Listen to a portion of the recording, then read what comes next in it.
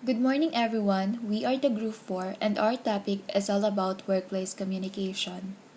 Workplace communication is the process of exchanging information either verbally or non-verbally. It is important in any social environment, including the academic and corporate environments. Being able to communicate in a professional way inside the workplace is something that you really need to practice and be able to do. There are four types of workplace dynamics. The first type of workplace dynamic is diversity in the workplace. It is mainly comprised of a workplace that is professionally operated by people with different gender, religion, race, age, and etc. A type of multi-generational workplace is a workforce comprised by baby boomers, Generation X, Generation Y, Millennials, and Generation Z. It is the diversity of age inside a workplace. Next is organizational culture. It is the way a company handles or operates their organization. It is their approach to a certain mission that must be achieved. In doing this, your company is more focused in its goals towards success. And lastly is multiplicities of identities. It is the differences in each person's beliefs, religion, race, and etc. It is to prevent discrimination in a work-friendly organization. Co-workers relationship in communication. Communicating effectively with your colleagues minimizes misunderstandings and maximizes work efficiency. Effective communication also produces healthy working relationships and allows you and your colleagues to resolve issues in a collaborative manner. This will in turn create a more fun and less stressful work environment. There's some ways to communicate better with your colleagues at work. First is listen actively. Listening actively shows that you're interested in what your colleague has to say and that you respect them. Listen to them closely, orienting your body towards them, and look at them directly as they speak. While they're talking, don't interrupt them. You'll only be able to understand what they're trying to say if you listen to them closely and wait for them to finish speaking before you reply. Then ask questions to clarify any issues you may have. Most importantly, don't email or text while someone's talking to you. Second is speak with discretion and talk face to face. Speaking with discretion prevents any misunderstandings with your colleagues. Face-to-face communication helps with building trust and openness, and it enables you to sense any understand someone's viewpoint and feelings. Also, talk face-to-face to resolve disagreement or fix complex problems and use clear, friendly, and polite language. Third is offer constructive criticism. When giving feedback, leave your personal feelings out of it and make sure your workmate fully understand what you're telling them. If someone did a great job, offer positive reinforcement and also give them improvement tips without being mean or bossy. Fourth is build and earn trust. For effective communication to occur, everyone must trust and respect each other. To build trust with your colleagues, it's important that you act consistently and with integrity. To earn their trust, communicate clearly, collaboratively, and confidentially with them while showing them respect.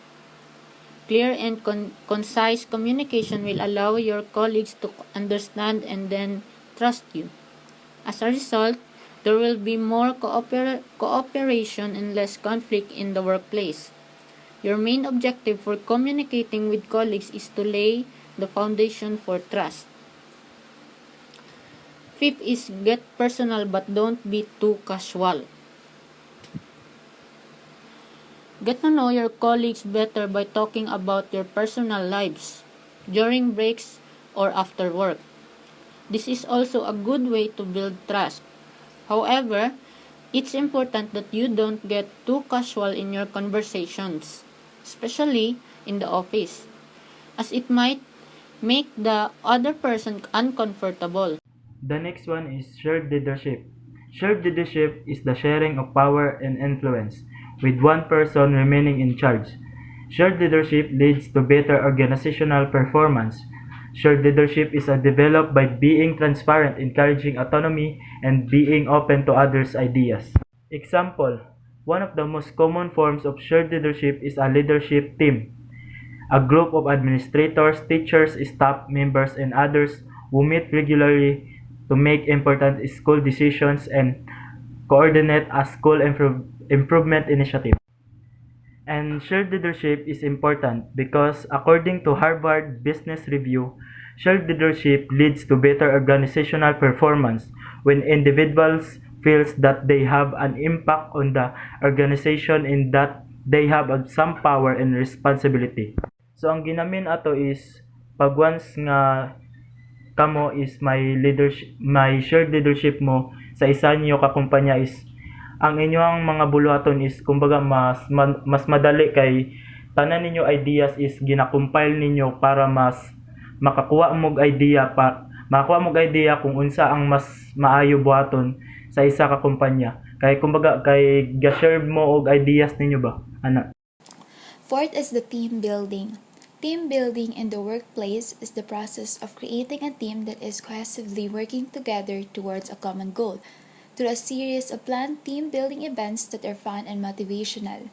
Teams build skills like communication, planning, problem solving, and conflict resolution. Team building also includes the daily interaction that employees engage in when working together to carry out their jobs. Thus, it creates stronger bonds among members of a group. Written communication in the workplace. Nearly every job will require some degree of written communication skills, whether it's sending emails, writing memos, or providing briefs and reports. The ability to communicate clearly, concisely, and concretely in writing ensures that everyone you work with understand what you're telling them. For instance, business or workplace correspondence involves three factors. First, the sender. Second, the message. And lastly, the receiver. For the sender initiate the process, while the intended reader is expected to respond according to the nature of the business letter. The message, the purpose, and the target receiver or audience must be considered in writing business letter. So in order to do that, the message and its purpose should be clear for the letter to be properly understood by the intended receiver. Ways on how to conduct proper communication in a workplace. First is accuracy, second brevity, third clarity, and fourth courtesy. In accuracy in communication is one of the most critical communication skills. It sounds so obvious and simple, yet this is essential aspect of communication is often overlooked. The impact can be massive. For better or worse, this applies to both verbal and written communications. Accuracy in communication puts you on the same page. Your message is clearly and accurately delivered. It is clearly and accurately received. The possibility of misunderstandings, misinterpretations, and even poor decisions is radically reduced. An initial misunderstanding can quickly and easily escalate into a critical incident. Many people have paid a high price for not checking the accuracy of facts, instruction, and interpretations. Even one initial inaccuracy can cause irreparable damage. Careers and reputation have been damaged. Key relationships and friendships have been eroded. Lives have been sacrificed, all because of some inaccuracy in communication which could have been avoided. The next one is brevity. Brevity emphasizes the short duration of speech. A response reduced to extreme brevity. Conciseness emphasizes compactness of expression. Her prose is clear in spite of great conciseness. Example: speakers who often use simple yet precise and powerful words are found to be more credible. It means, for example, there's a person who speaks or speakers, and he provides words that are impossible quickly understood by the listeners. Kumbaga, mas ang isa ka speakers, naghahatag siya salita sa mga nakikinig nga mas madali nilang maintindihan. Clarity implies emphasizing on a specific message or goal at a time, rather than trying to achieve too much at once.